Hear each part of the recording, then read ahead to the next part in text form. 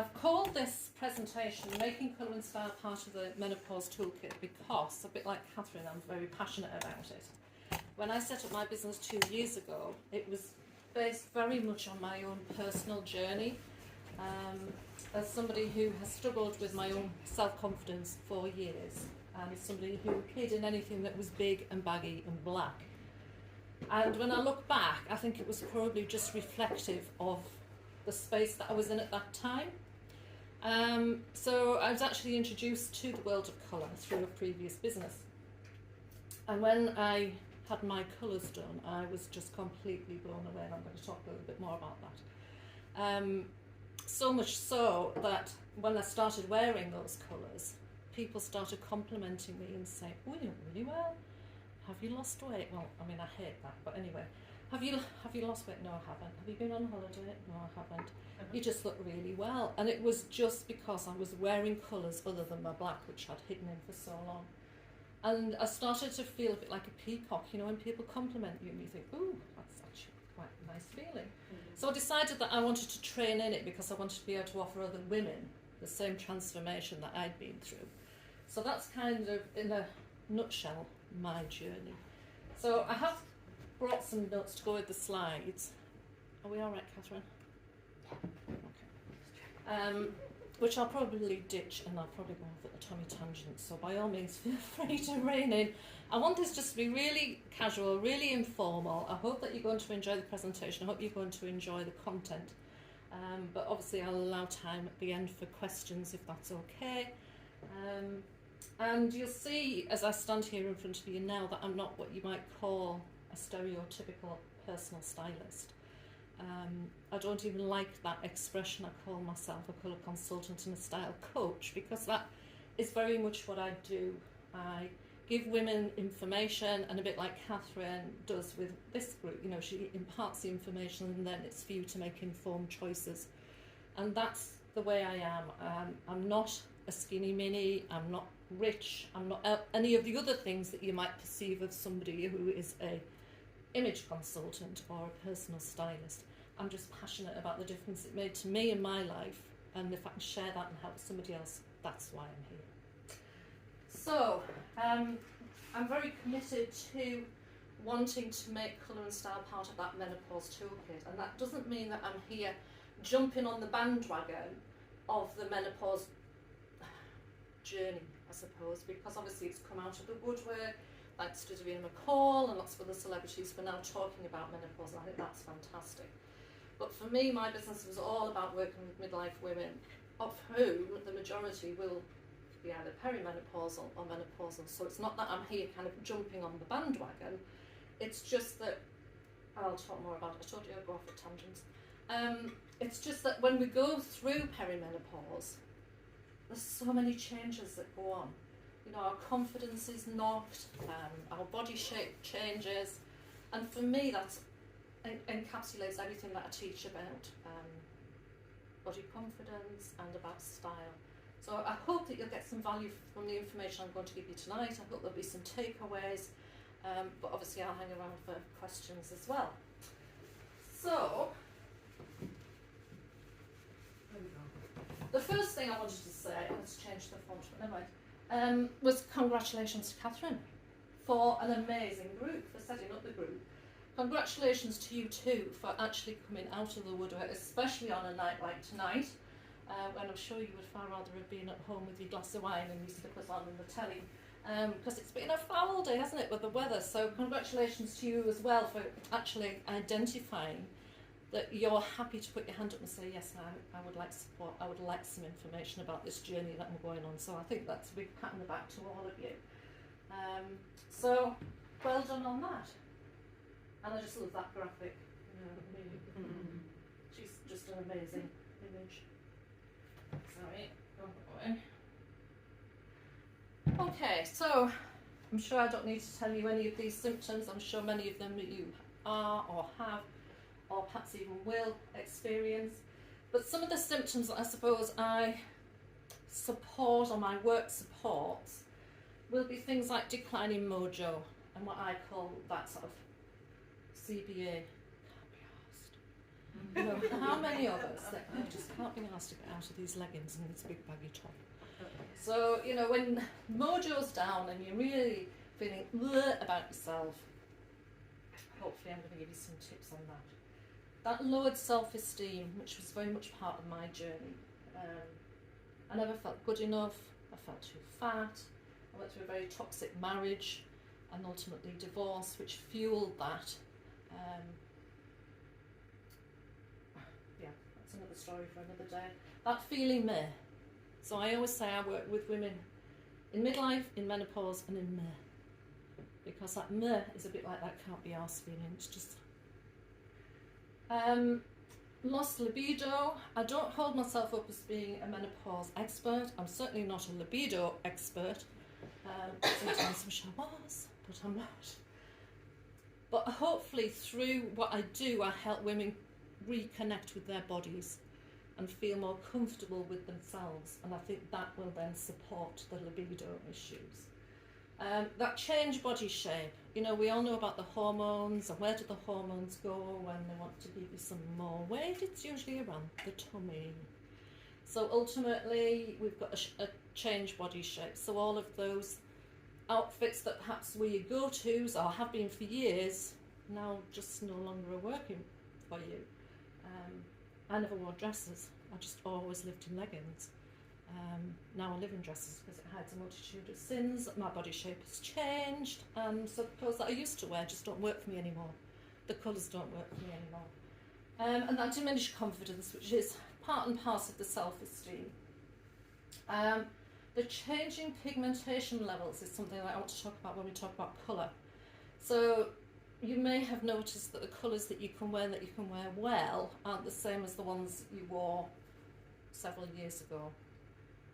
And that's generally because of the declining pigmentation levels in our hair, hence why some ladies go grey and decide to embrace that grey. Even the pigmentation levels in our skin start to decline. So those bright, bold, strong colours that we used to wear, perhaps it's time to look at softer colours. Not for everybody, but for a lot of ladies, there are those changes going on which can impact the colours that they can wear well. And that complete overwhelm, that I know I've got a wardrobe full of clothes, what shall I wear today? I've got nothing to wear. So it's what I call a dress stress. I can see some people nodding, so hopefully I'm speaking to the converted. Body shape. Love it or hate it. I used to be a primary school teacher and I used to fight against, I'm going to ditch those. I used to fight against kids being given labels because to me they were children, they were individuals.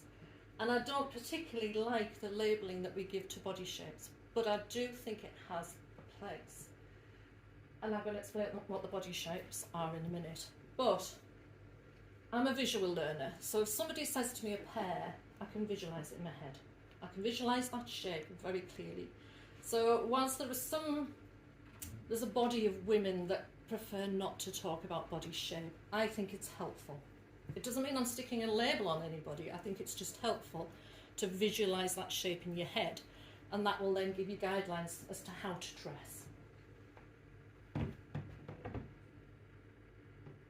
The first thing I want to say is size is just a number. And I always say to ladies, when you're shopping, don't look at the pairs of jeans and say, well, I'll just take size 12 into the changing room. Take the 10, take the 12, take the 14, take 3 or 4 different sizes. What you're after is fit. You're not after a size, you're not after a number. It doesn't matter whether you wear a 22 or a 12. It really doesn't matter. The only person that knows is you. And so what? What difference does it make? You know, what's inside is what's more important than the size that we are. And I always say beautiful is not a size. We're all beautiful in our own way. And we should embrace that, and we should celebrate it, and we shouldn't get hung up on weight and size and shape. So, in general, we talk about there being 5 main body shapes. An apple, so I can see you visualising that apple shape. A pear, a strawberry. sometimes also called an inverted triangle. So if it's an inverted triangle, it means that you're broader on the top and slimmer at the waist. So I always sort of think Sharon Davies, you know, the swimmer, that kind of build is a strawberry. An hourglass, which is considered to be the perfect shape, one that we all try to aspire to, I guess, and a rectangle.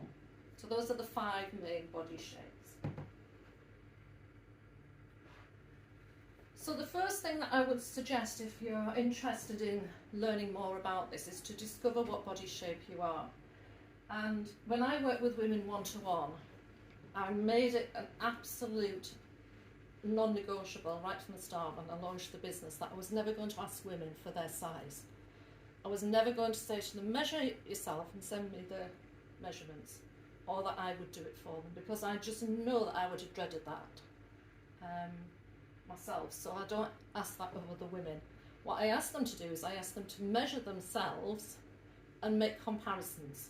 So they might, if it's an online consultation, they might say to me, well actually I've measured myself and my hips are 10 centimetres more than my waist. That's all I need to know. That then gives me sufficient information to work on.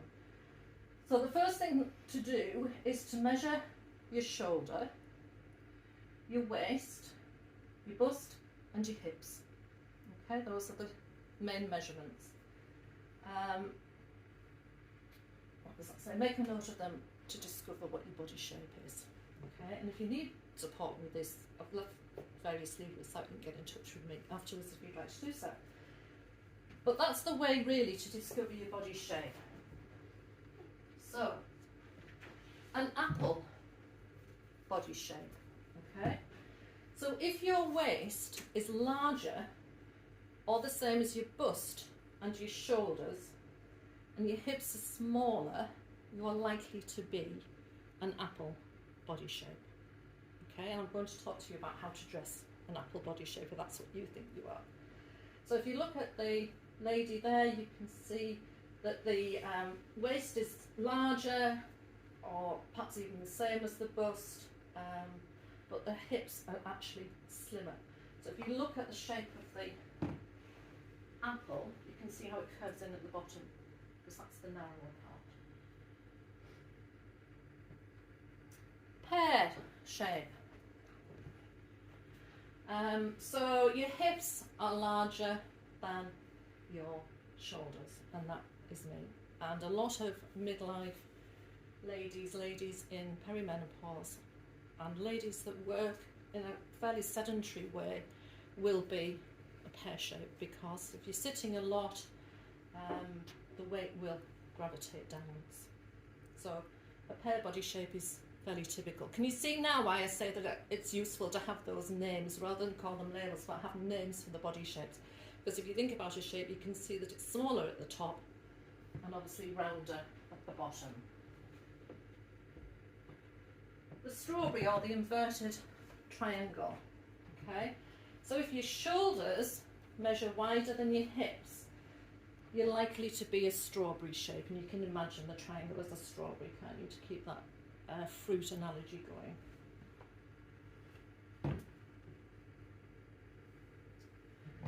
Now, as I say, the hourglass is the one that we kind of aspire towards, because the hourglass is the only balanced, truly balanced body shape. So in other words, the top half is the same as the bottom half. The shoulders are the same as the hips, and there's a nicely defined waist. Okay, and that's what we call balance, because the top and the bottom are roughly the same size. And that's the illusion, and it is an illusion, that we want to create or try and create when we dress. So I'll come on to that. And then finally the rectangle, which is quite often, but not always, a very sort of slim athletic shape. And I used to be this as a teenager. In my sort of late teenage and early 20s, I was so skinny, I couldn't, and tall actually, head and shoulders above all my peers. I could never find anything to fit, so I had to make all my own clothes.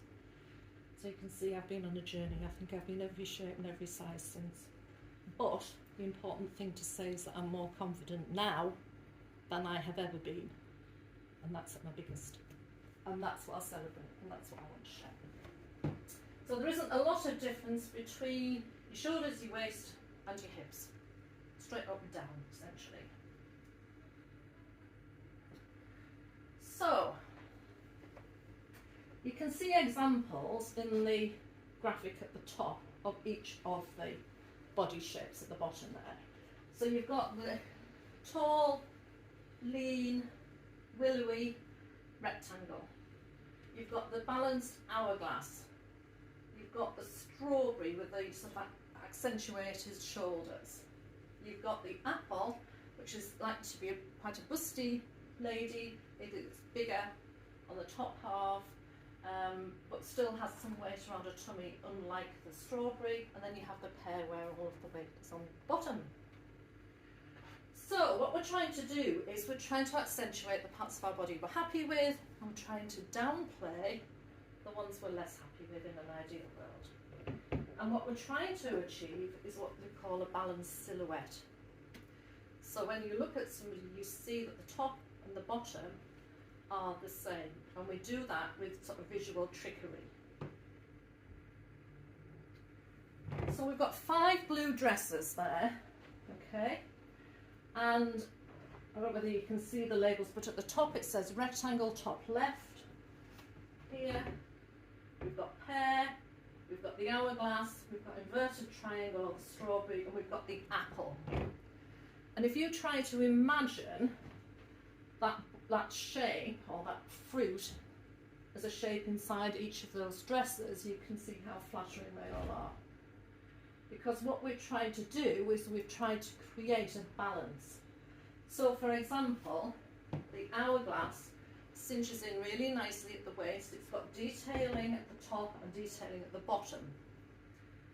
The rectangle, and I will keep calling her Kate Middleton, but is the perfect rectangle. She's a really good one to watch. And you'll see that she wears this style of dress quite a lot.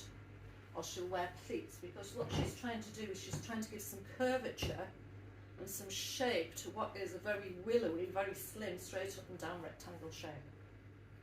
So again, we've got detailing. The eye is drawn to where the detailing is. So drawn to the collar, the ruffles down the front, and then the soft pleating of the bottom. So again, if you imagine a rectangle inside there, the dress has created shape for her.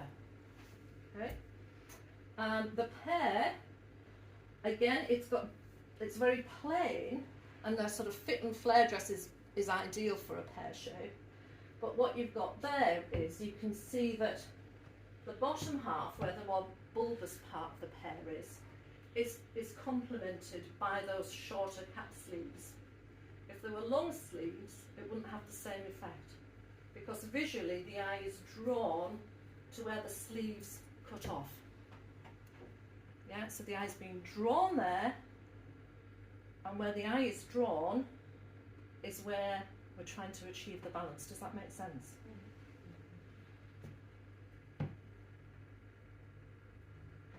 So draw attention. So this is where we want to draw attention. We want the eyes to focus on the areas that we're happy with, that we're pleased about, so that the eye is drawn away from other parts of the body that perhaps we're less happy with. So I generally wear a bangle or a bracelet because, you know, draw attention to the wrist and away from the hips is what we say. Wrists, of course, are the slimmest part of your body. So draw the attention there, create some detail in there, create something for the eye to find. And then that detracts from other areas. So interestingly enough, the Breton stripe top left is perfect for a pear shape. Now, who grew up believing that you couldn't wear horizontal stripes if you were a bigger girl? Yep, me. I can still hear my mum saying it now, God rest her soul. Wrong, because what we're doing is, if I was to wear that, and I do wear Breton stripes, your eye is immediately drawn to there. So it's drawn to my top half. Well, I don't mind my top half. It's not half as chunky as the bottom half. So can you see what we're trying to do? We're trying to play tricks. So we're drawing attention to that top half with the stripes, and in actual fact the stripes are making me slightly larger what does that then do? It balances my larger bottom half. It's very clever. The scoop neckline, I don't know whether you can actually see from the photograph, but it has got some embellishment, got some detailing. So again, eyes drawn to that. Not down here where I don't want it to be drawn, but up here. The soft tie belt is ideal on that knitted dress for Kate Middleton because again, we're creating some shape. And obviously we've got over the top headpiece going on and off the shoulder look. So the eye will be drawn there rather than to the bottom half.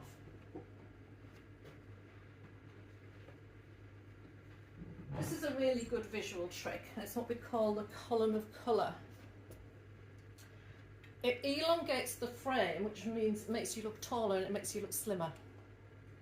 So actually what you can do is wear, and it doesn't have to be black, but the outfit on the left hand side is black trousers, black top.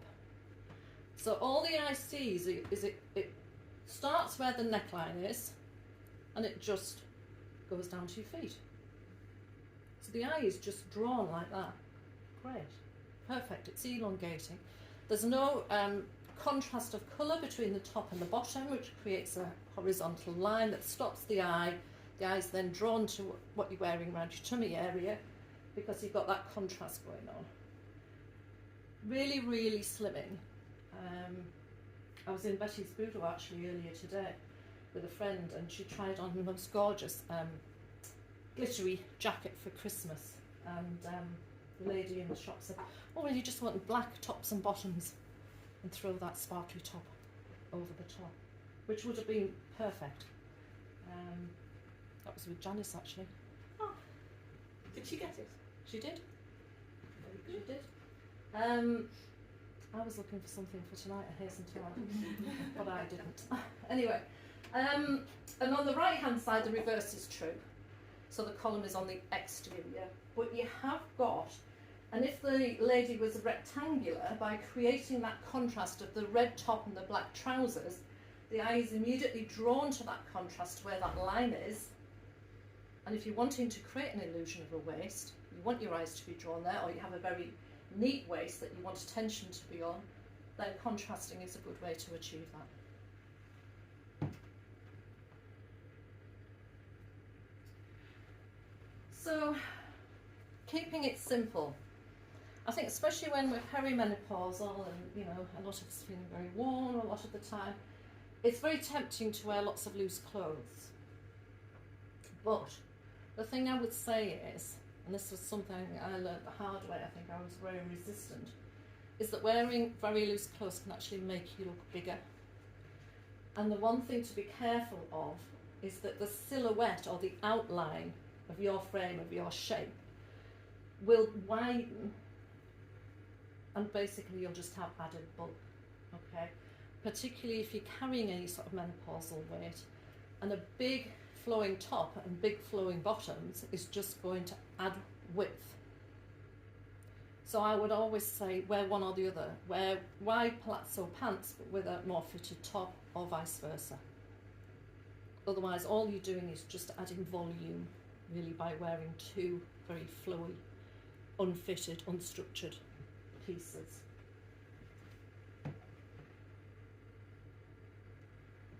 The foundations. Now, because of the drop in estrogen levels, it's quite likely that things will start to go south very quickly. And it's likely that if you've been wearing the same bra size for years, now may be a really good time to go and have that checked out. Investing in good shapewear it just makes such a difference. It's a bit like that children's song about building a house upon a rock. You know, if you've got good foundations with shapewear, bra, knickers, corsetry, whatever it may be, it just makes such a difference. It makes you feel confident, and it will just give a much cleaner line to your look. Okay, and it's fair to say that shapewear probably is thanks to the likes of Spanx and these other brands, has come a long, long way from the sort of very rigid corsetry that certainly my mum grew up with. So it's worth having another look at shapewear. There's a lot of really pretty things out there. Just as a side note, I don't know whether anybody's noticed or read or seen, Primark now have a menopause range. Talk about bandwagon. You know when you see people or you feel yourself that an outfit looks a little bit frumpy?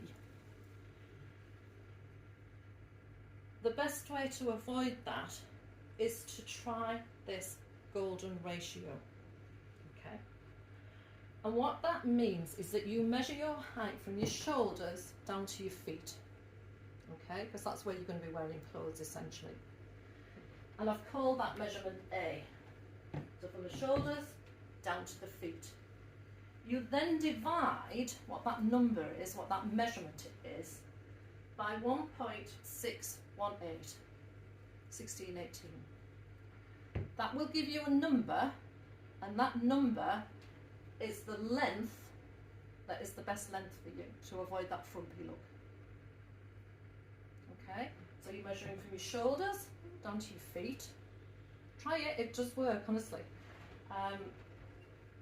From your shoulder down to your feet, divide that by 1.618, 1618. That will give you a number, and that is the length, which is your optimum length. Okay? Accessories. Great tools for creating interest, cost effective, saves you buying a whole new outfit. Adds detailing, draws the eye's attention, and many of my clients will tell you that I'm forever saying accessories are a girl's best friend. So this just demonstrates quite clearly, I think, how from one item, from one dress, with different accessories, there are 5 completely different looks.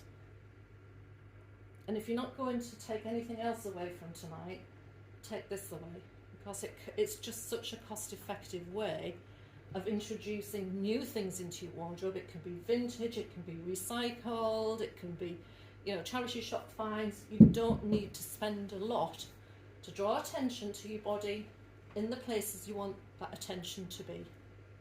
Okay, and I can help you obviously as part of a style consultation with things like eyewear, jewellery, in terms of what scale, size, colour for you. You can make or break an outfit totally by accessories. So, ditch the black. Again, this is another rant. I'm looking nowhere. I'm looking nowhere. And it's very mean of me to say, because there are some ladies that suit that really, really well. However,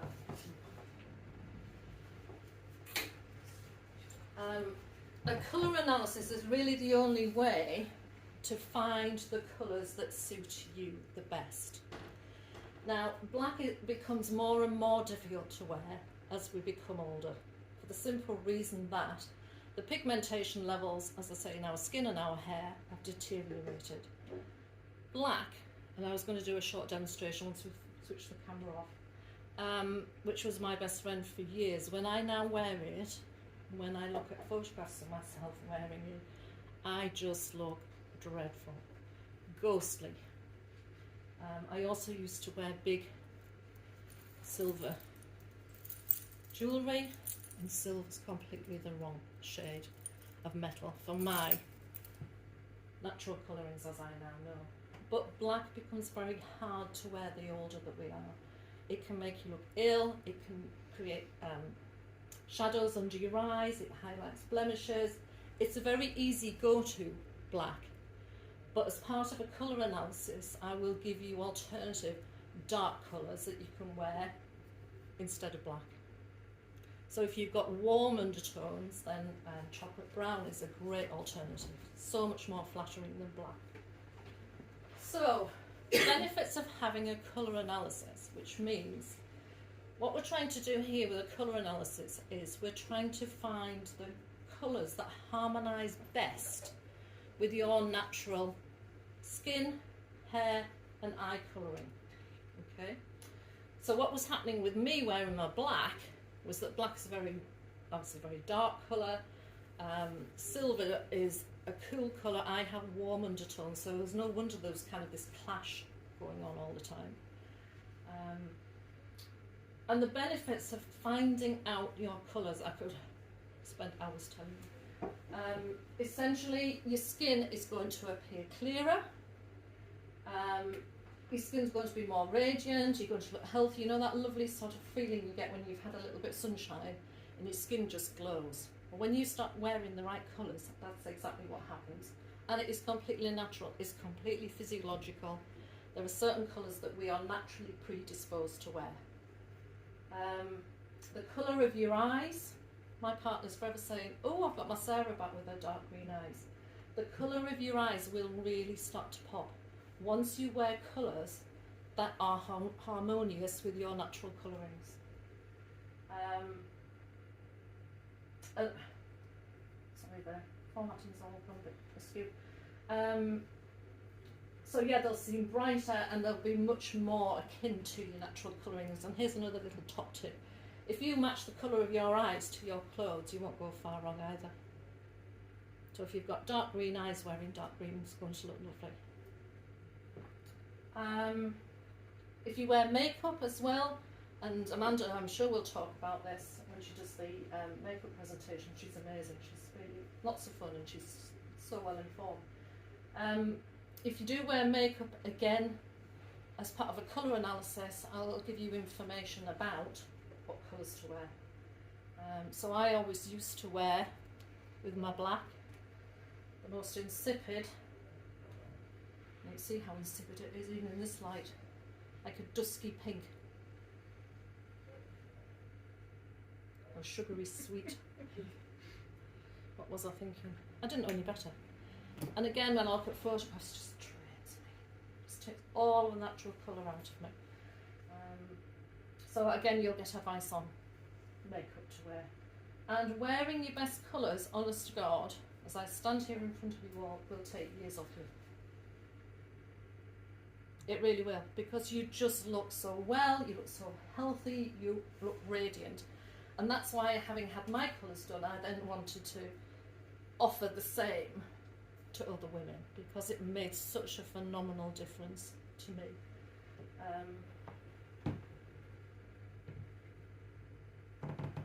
Other benefits, great when you go shopping.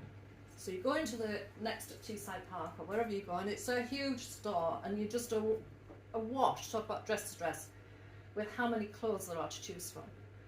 So I can now go into a shop and think, oh, they're not my colours, so I'll look over here.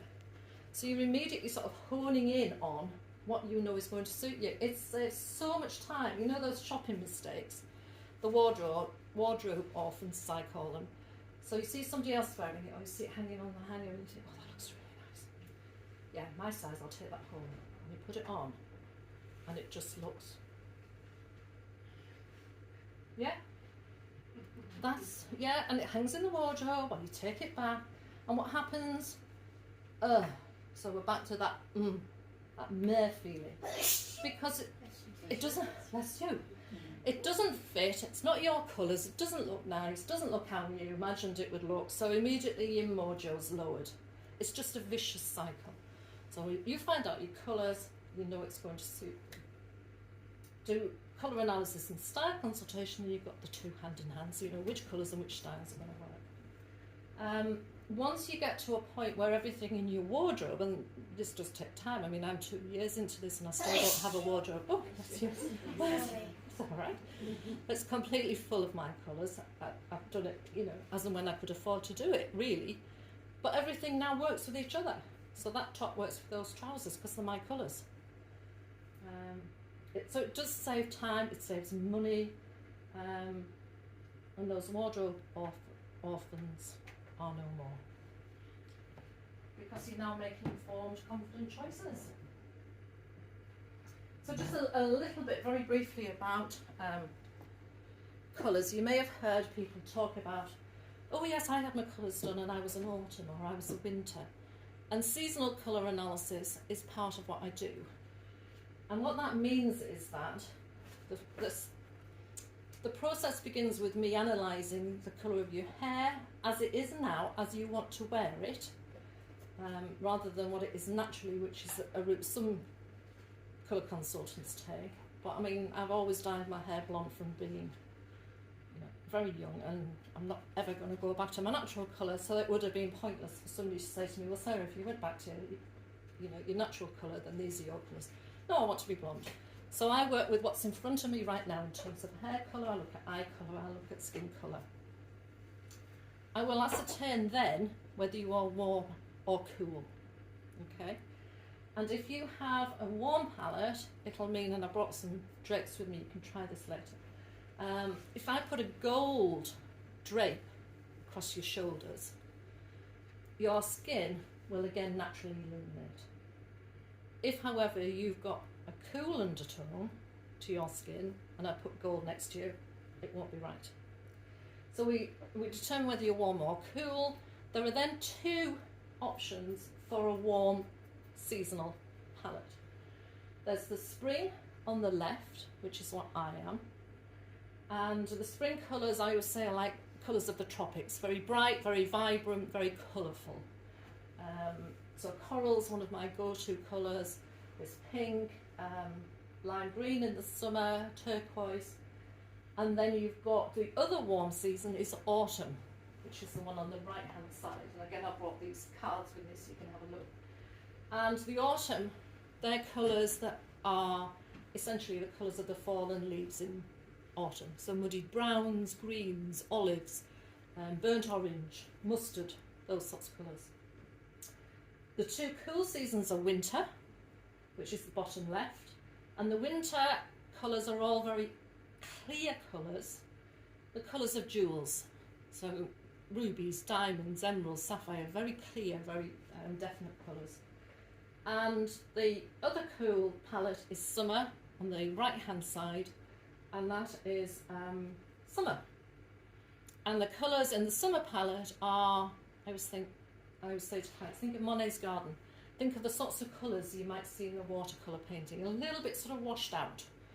You might call them pastel colours. All right? So you would be assigned one of those four seasonal palettes if you were clearly cool or warm. Okay? And somebody, well, I've been asked this a couple of times. People say, does that mean I just wear those colours in the autumn? No, it means those are your colours, those are your best colours that you wear all the year round. It's just, that palette's just been given the name of autumn, but you do wear those colours all year round. So at the moment, although my spring palette has lots of bright, vibrant colours in, I do have chocolate brown, camel, so those will be the colours that I'll probably wear in the winter when it gets a bit cooler. Okay? So like I've said, wearing black does become more difficult as you age. It can be draining, it can highlight any wrinkles, any blemishes, adding shadows and bags under your eyes. So consider alternatives to black wherever you can, unless you are a winter palette. So remember, winter was one of the cool palettes, and it's the only palette really that should be able to wear pure black or pure white. And those ladies have very high levels of contrast, so think sort of Snow White. So like jet black hair and then very pale skin but very dark eyes. That would be a typical winter lady. So consider alternatives to black: chocolate brown, navy, dark greys, camels are all good, what we call neutral colours, and good alternatives. And your neutral colours are what you build your outfit upon. Those are your basics, if you like. We've mentioned a little bit already about revisiting your makeup colours. Because of those declining pigmentation levels, once we go through perimenopause and menopause, it's well worth having a look again at your makeup colours in the same way I was just showing you the lipstick options. The lips start to thin, so you're better avoiding dark and matte lip colours. Okay. Eyebrows become thinner and are likely to need a little bit more definition.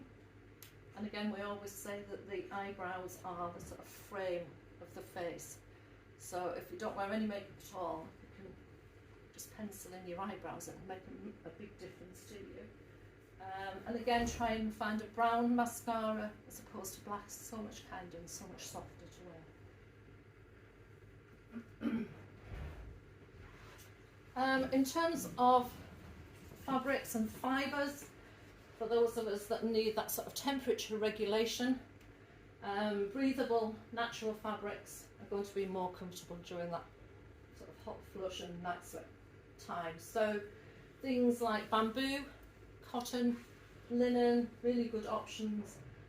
Synthetic fabrics will draw the heat, whereas bamboo, it's amazingly hypoallergenic. I have a bamboo pillow and I can't sleep on any other. Bamboo is also antibacterial and moisture wicking as well. So bamboo, if you can find bamboo clothing, is really, really good for temperature regulation.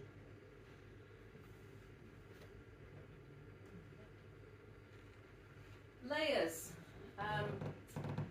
There was a time when I would never have come out wearing short sleeves in the middle of October, and I'm sure there's many of you that can resonate with that. But what I have brought is I brought a cardigan, I've brought a coat, and so if I were to become cooler, then adding layers or taking layers off is the way to go. It's the best way, especially if you're going somewhere unfamiliar or you're at an event or an occasion. So think about layering up where you can, things that you can take off to regulate that temperature.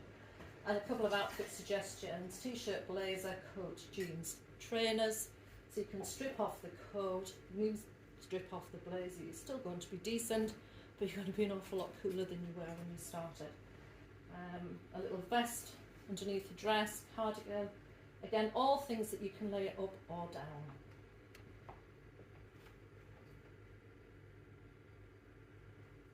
And that, oh look at that spot on 8 o'clock, how's